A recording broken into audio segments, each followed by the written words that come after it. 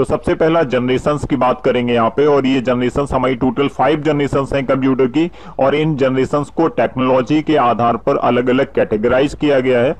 तो सबसे पहली जनरेशन है फर्स्ट जनरेशन, जिसका ड्यूरेशन है 1946 टू 1954। तो यहाँ पे कई सारी बुक्स में आपको अलग अलग मिलेगा, ये काफी सारा कंफ्यूजन रहता है, लेकिन मैं कई सारी बुक से मैच करके यहाँ पे लेके आया हूं ताकि कोई कंफ्यूजन ना हो। तो यहाँ पे जो फर्स्ट जनरेशन है उसका जो ड्यूरेशन है वो 1946 टू 1954 है। ओके, इस जनरेशन में जो मेन टेक्नोलॉजी यूज होती थी उसको हम बोलते हैं वैक्यूम ट्यूब, और इसको अच्छी तरीके से याद कर लीजिए।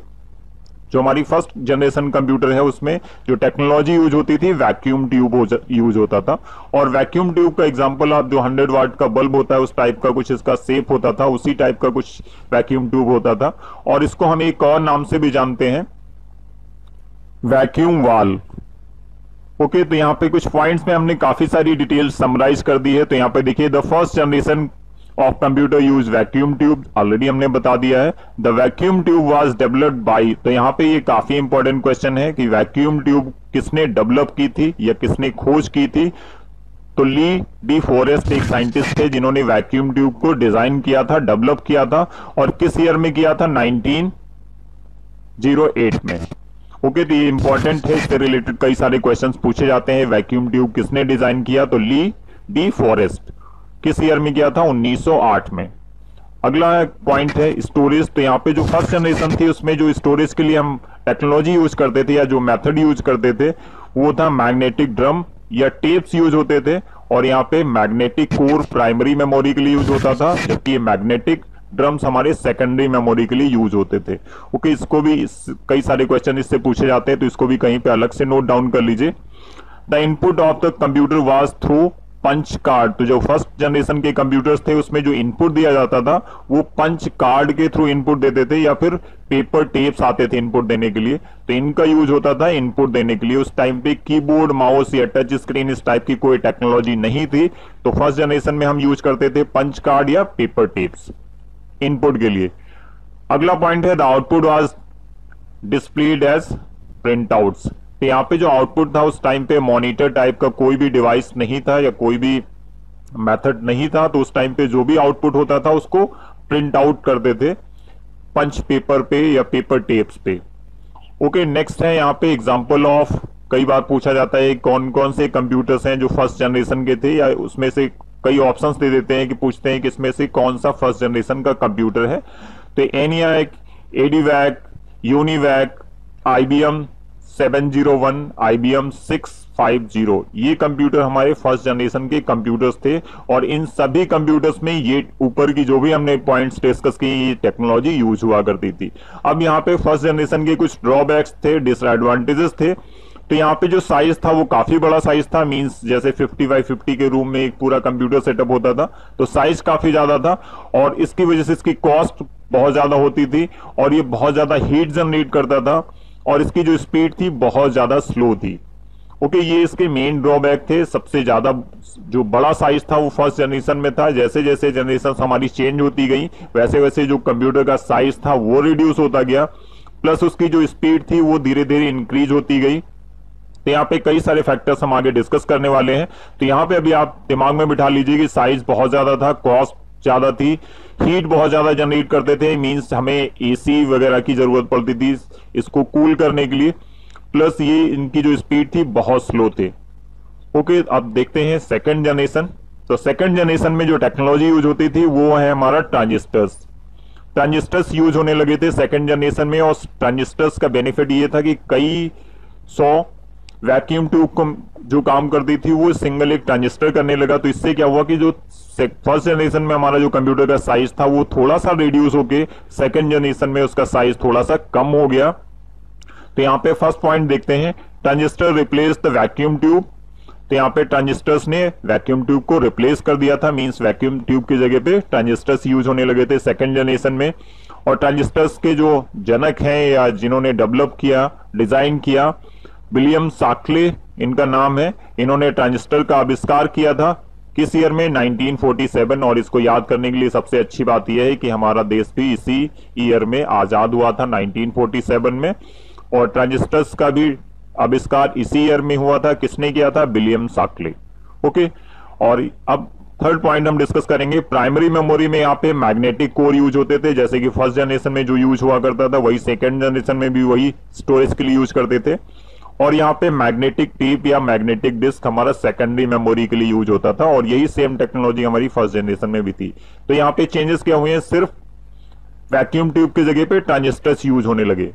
आगे अगर हम इनपुट आउटपुट की बात करें तो इनपुट और के लिए पंच कार्ड्स यूज होते थे, जो कि सेम फर्स्ट जनरेशन में भी यही टेक्नोलॉजी यूज होती थी, और पेपर टेप्स ये भी फर्स्ट जनरेशन में यूज हुआ करता था। जो आउटपुट था हमारा वो प्रिंट आउट्स में आते थे, मींस पंच पेपर पे इसका आउटपुट आता था। तो यहाँ पे जो फर्स्ट जनरेशन और सेकंड जनरेशन में जो चेंज है वो सिर्फ ट्रांजिस्टर्स का चेंज है, वैक्यूम ट्यूब की जगह पे हम ट्रांजिस्टर्स यूज करने लगे थे। अब यहाँ पे जो सबसे बड़ा चेंज आया सेकंड जनरेशन में, उसमें क्या था कि high level programming languages use होने लगी।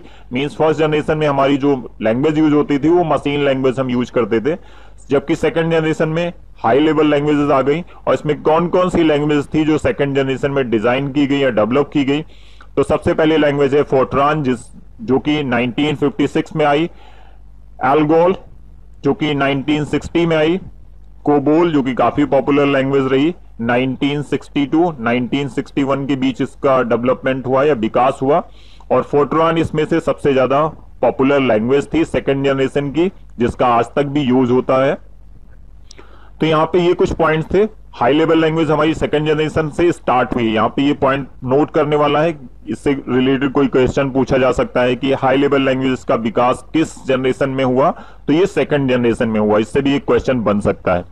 ओके, तो आप बात कर लेते हैं कौन कौन से कंप्यूटर्स थे जो सेकंड जनरेशन में डिजाइन किए गए, उनका नाम क्या था। तो IBM 1620 एक कंप्यूटर था जो कि सेकंड जनरेशन का था। IBM 7094 यहाँ पे एक कंप्यूटर है जो कि सेकंड जनरेशन का था। CDC 1604 एक कंप्यूटर है। CDC 3600, यूनिवैक 1105, और ये हमारा एक कॉमर्शियल कंप्यूटर था। ओके, इसका डेवलपमेंट हालांकि फर्स्ट जनरेशन में हो चुका था कॉमर्शियल यूज करने के लिए, लेकिन उसका जो मॉडिफाइड वर्जन था, एडवांस वर्जन था, वो हमारा सेकंड जनरेशन में आ चुका था, और जिसका नाम है यूनिवैक 1108। ओके, अब यहाँ पे बात करेंगे साइज की। तो यहाँ पे साइज थोड़ा सा रिड्यूस हुआ था as compare to first generation. Cost भी थोड़ी सी कम हुई थी, लेकिन हीट यहाँ पे अब भी जनरेट हो रही थी। यहाँ पे हमें एयर कंडीशन की जरूरत पड़ रही थी, और जो स्पीड थी वो एज कंपेयर फर्स्ट जनरेशन से थोड़ी सी इंप्रूव हुई थी, ज्यादा नहीं लेकिन थोड़ी सी इंप्रूव हुई थी। लेकिन ये बाकी अदर जनरेशन से स्लोएस्ट कंप्यूटर थे। ओके, तो ये सेकंड जनरेशन का है, और इसमें काफी सारे क्वेश्चंस बनते हैं कि ट्रांजिस्टर्स किसने बनाया, किस ईयर में डेवलप हुआ, और यहाँ पे स्टोरेज के लिए कौन कौन से टेक्नोलॉजी यूज होती थी। स्टोरेज के लिए हम मैग्नेटिक कोर या फिर मैग्नेटिक टेप या फिर मैग्नेटिक डिस्क यूज करते थे, और हाई लेवल प्रोग्रामिंग लैंग्वेजेस भी हमारी सेकंड जनरेशन कंप्यूटर में आ चुकी थी। ओके, अब बात करते हैं थर्ड जनरेशन की। तो यहाँ पे थर्ड जनरेशन में काफी ज्यादा चेंज हो गया। थर्ड जनरेशन में जो टेक्नोलॉजी यूज होती थी उसको बोलते हैं इंटीग्रेटेड सर्किट, और यहाँ पे उसको शॉर्ट फॉर्म में बोलते हैं IC, जो कि काफी पॉपुलर है। आज तक इसको हम यूज करते चले आ रहे हैं, कई अलग अलग जगहों पे ICs का यूज करते हैं। आप आए दिन सुनते होंगे कि ये IC जल गई, इसको हमें चेंज कराना है। तो ये IC हमारी किस जनरेशन से स्टार्ट हुई थी, थर्ड जनरेशन कंप्यूटर से स्टार्ट हुई थी। तो यहाँ पे ट्रांजिस्टर्स को IC ने रिप्लेस कर दिया। तो इससे बेनिफिट क्या हुआ, कई 100 ट्रांजिस्टर्स के जो फीचर्स थे या फंक्शनलिटीज थी उसको एक सिंपल सी चिप में डाल दिया गया IC में, और IC को हम सिलिकॉन चिप भी बोलते हैं। तो कई बार ये क्वेश्चन पूछा जा सकता है कि IC को किस दूसरे नाम से जानते हैं, तो इसको हम बोलते हैं सिलिकॉन चिप, और ये सिलिकॉन से बनी होती है। ओके, तो यहाँ पे द नेक्स्ट पॉइंट देखते हैं, the IC was invented by. तो ये भी क्वेश्चन इंपॉर्टेंट है, IC को किसने डेवलप किया था, डिजाइन किया था या आविष्कार किसने किया था। जैक किल्बी 1959 में IC का डेवलपमेंट हुआ था। ओके, अब नेक्स्ट पॉइंट पे आते हैं, प्राइमरी मेमोरी। तो यहाँ पे मैग्नेटिक कोर थर्ड जनरेशन में भी यूज होते थे, और सेकेंडरी मेमोरी में भी मैग्नेटिक डिस्क या फिर मैग्नेटिक टेप यूज हुआ करते थे। तो यहाँ पे स्टोरेज के लिए ज्यादा कुछ चेंज नहीं हुआ था, बस स्टोरेज कैपेसिटी थोड़ा सा इंप्रूव हो गई थी, क्योंकि जो ट्रांजिस्टर्स यूज होते थे उनकी जगह पे ICs यूज होने लगी। तो यहाँ पे जो हमारी परफॉर्मेंस थी या स्पीड थी कंप्यूटर की वो बढ़ गई, प्लस हमारी जो स्टोरेज कैपेसिटी थी वो काफी ज्यादा इंप्रूव हो गई थी। अब यहाँ पे काफी कुछ बड़ा चेंज आपको देखने को मिलेगा। इससे पहले जो हम फर्स्ट जनरेशन और सेकंड जनरेशन में जो इनपुट मेथड यूज करते थे या इनपुट का जो तरीका यूज करते थे वो पंच कार्ड था या फिर पेपर टेप्स थे। अब यहाँ पे देखिए इनपुट्स के लिए हम यूज करने लगे थे कीबोर्ड एंड माउस। ये हमारा किस जनरेशन से स्टार्ट हुआ है? Third generation. तो इससे भी एक क्वेश्चन बनता है कीबोर्ड और माउस का विकास किस जनरेशन से हुआ या इसका यूज किस जनरेशन से स्टार्ट हुआ? तो ये हमारा थर्ड जनरेशन से माउस और कीबोर्ड का यूज स्टार्ट हो गया था। ओके, यहाँ पे नेक्स्ट पॉइंट है output was displayed as monitor. तो यहाँ पे ये भी काफी बड़ा चेंज है, जो हमारा मॉनिटर था वो थर्ड जनरेशन से स्टार्ट हो गया था। मींस हमारा जो आउटपुट था वो मॉनिटर स्क्रीन पे डिस्प्ले होने लगा था। इससे पहले क्या था, पेपर टेप से आउटपुट प्रिंट आउट के फॉर्म में मिलता था, जबकि थर्ड जनरेशन में मॉनिटर उसकी जगह पे आ चुके थे, हम उसको डिस्प्ले पे देख सकते थे क्या आउटपुट आ रहा है। अब यहाँ पे बात करेंगे कुछ हाई लेवल प्रोग्रामिंग लैंग्वेज और इंट्रोड्यूस हुई थर्ड जनरेशन में, जिसमें से फोर्ट्रान, एल्गोल और कोबोल ये पहले से थी, सेकंड जनरेशन में आ चुकी थी। यहाँ पे बेसिक एक नई लैंग्वेज इंट्रोड्यूस हुई थी जो कि थर्ड जनरेशन में इंट्रोड्यूस हुई। तो इससे भी रिलेटेड एक क्वेश्चन पूछा जा सकता है कि बेसिक लैंग्वेज किस जनरेशन से स्टार्ट हुई? तो ये हमारी थर्ड जनरेशन से स्टार्ट हुई है। ओके, यहाँ पे कुछ एग्जांपल्स हैं कौन कौन से कंप्यूटर्स थर्ड जनरेशन में डिजाइन किए गए या डेवलप किए गए। तो IBM 360 series, hornbill 6000 series, PDP जिसको हम पर्सनल डेटा प्रोसेसर्स बोलते हैं, ये डिजाइन हुआ। IBM 370/168 एक कंप्यूटर था, ये थर्ड जनरेशन में डिजाइन किया गया। TDC 316 ये भी कंप्यूटर हमारा थर्ड जनरेशन का कंप्यूटर है। तो इसको आप कहीं पे नोट डाउन कर लीजिए, नोट कर लीजिए, कई बार क्वेश्चंस पूछ लिए जाते हैं। MCQ में कई सारे कंप्यूटर्स के नाम दिए गए होंगे, उसमें से पूछा जाएगा इसमें से सेकंड जनरेशन का कंप्यूटर कौन सा है, तो आप उसके लिए इसको नोट डाउन कर लीजिए ताकि याद हो जाए। अब यहाँ पे एक डिसएडवांटेज था, जो आईसीज थी उनको थोड़ा सा मेंटेनेंस कॉस्ट उनकी ज्यादा थी, क्योंकि आईसी बहुत ज्यादा जल्दी फूक जाती थी या जल जाती थी हीट की वजह से। तो यहाँ पे इसका मेंटेनेंस की थोड़ी सी प्रॉब्लम थी, क्योंकि एक आईसी, सिंगल आईसी कई सारे ट्रांजिस्टर्स का काम करती थी, यहाँ पे लोड भी काफी पड़ता था। ये यहाँ पे एक मेन ड्रॉबैक था थर्ड जनरेशन का। लेकिन यहाँ पे जो स्टोरेज कैपेसिटी थी, स्पीड थी और प्लस साइज था, वो काफी ज्यादा रिड्यूस हो चुका था as compare to first and second generation. अब हम बात करेंगे फोर्थ जनरेशन की, जो काफी ज्यादा एडवांस जनरेशन बन चुकी थी इस टाइम तक, और इसका जो ड्यूरेशन है वो 1971 टू 1980। ओके, जबकि थर्ड जनरेशन की अगर हम बात करें तो ये हमारा 1964 टू 1971 के बीच हमारी थर्ड जनरेशन थी, और अगर हम फोर्थ जनरेशन की बात करें तो 1971 टू 1980 इसका ड्यूरेशन है फोर्थ जनरेशन का। और यहाँ पे जो टेक्नोलॉजी यूज होती थी वो होती थी LSI और VLSI। तो यहाँ पे कई बार इसका फुल फॉर्म भी पूछ लिया जाता है। तो ये होता है हमारा लार्ज स्केल इंटीग्रेशन, इसका फुल फॉर्म है, और VLSI का फुल फॉर्म होता है वेरी लार्ज स्केल इंटीग्रेशन। और इसका यूज किस जनरेशन में हुआ? फोर्थ जनरेशन में। ओके, तो यहाँ पे फर्स्ट पॉइंट में सिर्फ फुल फॉर्म ही दिया है मैंने। अगला यहाँ पे बहुत ज्यादा बड़ा चेंज होने वाला है जो फोर्थ जनरेशन में MS-DOS विंडो इंट्रोड्यूस हुआ था। इसमें ऑपरेटिंग सिस्टम है ये MS-DOS, इसका फुल फॉर्म भी कई बार एग्जाम में पूछा जाता है। MS का मतलब है यहाँ पे माइक्रोसॉफ्ट, DOS का फुल फॉर्म होता है disk operating system, and MS Windows. और यहाँ पे विंडोज भी इंट्रोड्यूस हो गए थे, किसके थ्रू? माइक्रोसॉफ्ट कंपनी ने अपने विंडोज भी लॉन्च कर दिए थे। कौन सी जनरेशन में? फोर्थ जनरेशन में। ओके, नेक्स्ट पॉइंट है all the high level language like C++, DBase। तो यहाँ पे ये लैंग्वेजेस नई इंट्रोड्यूस हो चुकी थी, जो काफी ज्यादा पॉपुलर रही और आज की डेट तक इनका यूज हो रहा है। ये काफी पॉपुलर प्रोग्रामिंग लैंग्वेजेस हैं। तो यहाँ पे ये हाई लेवल लैंग्वेजेस कुछ नई आ गई थी फोर्थ जनरेशन में, जो काफी ज्यादा पॉपुलर थी। इसमें हम ड्राइवर्स लिखते थे और कई सारे एप्लीकेशंस भी इसमें डिजाइन करते थे। अगला सबसे बड़ा जो चेंज हुआ था वो हमारा फोर्थ जनरेशन में था, GUI आ गया था, क्योंकि विंडोज इंट्रोड्यूस हुए थे, विंडोज में GUI था। GUI का कई बार फुल फॉर्म एग्जाम में पूछा जाता है, ग्राफिकल यूजर इंटरफेस इसका फुल फॉर्म होता है। कई बार एग्जाम में इसका फुल फॉर्म पूछा जाता है। और ये किस जनरेशन से स्टार्ट हुआ? फोर्थ जनरेशन से। जबकि हमारा कीबोर्ड माउस किस जनरेशन से स्टार्ट हुआ था? थर्ड जनरेशन से। ओके, यहाँ पे कुछ एग्जांपल्स हैं जो इस जनरेशन के कंप्यूटर्स थे। IBM 4341 ये कंप्यूटर था फोर्थ जनरेशन का। DEC 10 ये भी फोर्थ जनरेशन का है।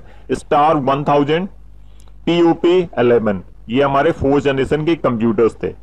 ओके, अब बात करेंगे हम फिफ्थ जनरेशन की। इसकी ड्यूरेशन है 1982, आज कंटिन्यू है अभी नेक्स्ट जनरेशन होगी, जो भी इस समय करंट टाइम चल रहा है वो 5th जनरेशन चल रही है। और इसमें जो टेक्नोलॉजी यूज होती है उसको हम बोलते हैं artificial intelligence, AI technology use होती है। और ये बहुत बड़ा चेंज लेके आई है, क्योंकि हम इसी वजह से बहुत सारे मल्टीपल काम्स अपने कंप्यूटर्स के थ्रू कर सकते हैं। और प्लस हमारे जो कंप्यूटर्स की जो थिंकिंग पावर है इसी वजह से बढ़ रही, काफी कुछ एडवांस हो रहे हैं, ऑटोमेटेड हो रहे हैं सिस्टम। रोबोटिक्स का कॉन्सेप्ट आ चुका है एआई की वजह से। कई सारे रोबोट्स आप सुनते होंगे कि वो एक तरीके से ह्यूमन बीइंग की तरीके से बिहेव करते हैं। तो उसका मेन रीजन ये है कि इस जनरेशन में हम एआई का यूज कर रहे हैं। ओके, तो यहां पे सबसे पहला पॉइंट डिस्कस करेंगे, use the ultra large scale integration. और यहां पे क्या होने लगा, यूएलएसआई का यूज होने लगा, जबकि हमारा जो 4th जनरेशन था उसमें एलएसआई बीएलएसआई यूज होता था, और इसमें 5th जनरेशन में हम यूएलएसआई यूज करने लगे, means ultra large scale integration. Next point है 64 बिट के माइक्रो प्रोसेसर आ गए, जबकि 3rd जनरेशन और 4th जनरेशन की अगर बात करें तो उस समय तक जो हमारे माइक्रो प्रोसेसर थे वो 32 बिट के थे। और यहाँ पे जैसे ही 5th जनरेशन हमारी स्टार्ट होती है तो यहाँ पे जो प्रोसेसर्स थे वो 64 बिट के हो गए। और यहाँ पे प्रोसेसर 32 बिट 64 बिट का मतलब क्या होता है पहले वो भी आप समझ लीजिए। 64 बिट का मतलब होता है कि at a time maximum 64 bit data को प्रोसेस कर सकता है प्रोसेसर, जबकि 32 बिट के जो प्रोसेसर्स होते हैं वो at a time maximum 32 bit data को प्रोसेस कर सकते हैं। तो यहाँ पे देखिए जस्ट डबल स्पीड का डिफरेंस है। अगर हम 64 बिट का प्रोसेसर यूज कर रहे हैं मींस वो 64 बिट डेटा एक साथ प्रोसेस कर रहा है, जबकि 32 बिट सिर्फ 32 बिट मैक्सिमम डेटा प्रोसेस कर सकता है। तो यहाँ पे स्पीड जस्ट डबल हो जाती है 64 बिट में। ओके, अगला पॉइंट है all high level programming language and natural language processing का कॉन्सेप्ट आ गया था। जैसे आप अभी वॉइस टाइपिंग कर लेते हैं तो ये क्या है, एनएलपी का कॉन्सेप्ट होता है, इसको हम शॉर्ट फॉर्म में एनएलपी बोलते हैं, नेचुरल लैंग्वेज प्रोसेसिंग। और हम अपने कंप्यूटर्स को या मोबाइल्स के थ्रू या कई सारे डिवाइसेस होते हैं जिनमें हम सिर्फ अपनी वॉइस कमांड के थ्रू अपने सिस्टम को हैंडल कर सकते हैं, मॉनिटर कर सकते हैं या उसको ऑपरेट कर सकते हैं। तो यहाँ पे ये कॉन्सेप्ट हमारा 5th जनरेशन में स्टार्ट हुआ। ये काफी बड़ा चेंज हुआ और इससे हमारा जो कंप्यूटर है वो काफी ज्यादा यूजर फ्रेंडली बन गया। मींस हमें कीबोर्ड के थ्रू या माउस के थ्रू या टच स्क्रीन के थ्रू इनपुट ना देके सिर्फ हम वॉइस कमांड के थ्रू अपने पूरे सिस्टम को हैंडल कर सकते हैं, चला सकते हैं, यूज कर सकते हैं। ओके, अगला है पॉइंट यहाँ पे एडवांसमेंट इन पैरेलल प्रोसेसिंग। तो यहाँ पे ये भी काफी बड़ा चेंज हुआ। पैरेलल प्रोसेसिंग का मतलब होता है कि एक साथ कई सारे प्रोसेस काम करते हैं या एक साथ कई सारे प्रोसेसेस को हम एग्जीक्यूट कर सकते हैं, बराबर वो चलते रहते हैं। जबकि इससे पहले जो टेक्नोलॉजी थी वहां पे अगर 10 प्रोसेस है तो 1 बाय 1 एग्जीक्यूट होते थे। आज की डेट में क्या, अगर हमारे पास 10 प्रोसेस हैं जिसको हम सिस्टम पे एग्जीक्यूट करना चाहते हैं तो पैरेलली एक साथ हम इनपुट दे सकते हैं और वो साथ में एग्जीक्यूट होके उसका जो भी आउटपुट होगा वो जनरेट हो जाएगा। अब यहाँ पे इसके जो एग्जांपल्स हैं, डेस्कटॉप यूज होने डेवलप हुए 5th जनरेशन में, laptop, notebook, ultrabook, Chrome book, ये सब किस जनरेशन के कंप्यूटर्स हैं, हमारे 5th जनरेशन के कंप्यूटर्स हैं। ओके, तो अब हम यहाँ पे कुछ इसी से रिलेटेड इंपॉर्टेंट क्वेश्चंस पूछ रहे हैं जिसके आंसर आप हमें कमेंट करके बताइएगा। ये काफी इंपॉर्टेंट क्वेश्चंस हैं। अभी तक आपने जो भी पॉइंट्स यहाँ पे सीखे होंगे या डिस्कस किया है मैंने उससे रिलेटेड क्वेश्चंस हैं, तो आप ये कमेंट करके जरूर बताइएगा इनके आंसर्स क्या हैं। यहाँ पे मैंने कुछ क्वेश्चंस इंग्लिश में रखे हैं, हिंदी में रखे हैं, मैं यहाँ पे आपको रीड आउट करके बता रहा हूँ, इजिली आप समझ जाएंगे और इसका करेक्ट आंसर आप कमेंट करके बताइएगा। What technology use in 3rd generation, तो 3rd जनरेशन में कौन सी टेक्नोलॉजी का यूज होता था। अगला क्वेश्चन है mouse and keyboard introduce in which generation, तो माउस और कीबोर्ड किस जनरेशन में इंट्रोड्यूस हुए थे। वैक्यूम ट्यूब के आविष्कारक कौन थे, उनका नाम बताना है आपको। What is the full form of DOS, DOS का फुल फॉर्म बताना है। हाई लेवल प्रोग्रामिंग लैंग्वेजेस का प्रयोग किस जनरेशन से स्टार्ट हुआ, ये क्वेश्चन है, इसका आंसर आपको बताना है कमेंट करके। What is the full form of ULSI.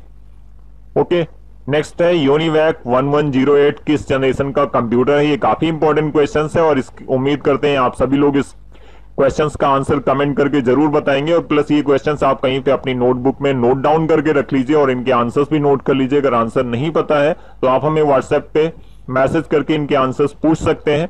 Okay, अगर इससे रिलेटेड कोई क्वेरी है तो प्लीज हमें कमेंट जरूर करिएगा। आप चाहें तो हमें व्हाट्सएप पे भी ज्वाइन कर सकते हैं। अगर ये वीडियो पसंद आया तो प्लीज नीचे देखिए लाइक का बटन ब्लैक कलर का दिया होगा, उसको प्रेस करके आप नीला कर दीजिए। प्लस हमारे चैनल को अगर अभी तक सब्सक्राइब नहीं किया है तो सब्सक्राइब बटन पे क्लिक करके सब्सक्राइब कर लीजिए, साथ में बेल आइकन को भी प्रेस कर लीजिएगा